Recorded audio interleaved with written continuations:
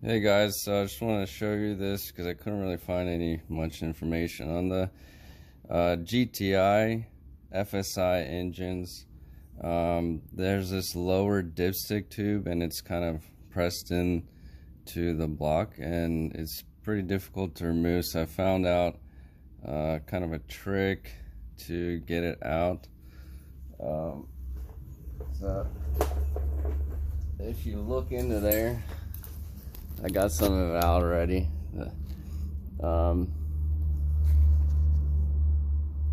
So what I did was I got the air hammer,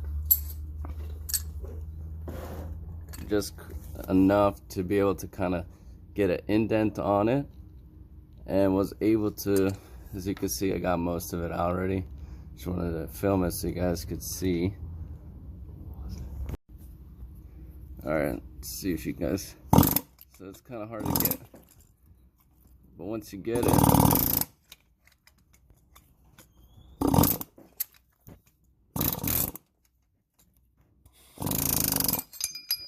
we go. Hey, here's the old one. Yeah, I mean, I tried at the top with channel locks or vice grips, but there's just not enough strings. So yeah, hopefully that helps with someone.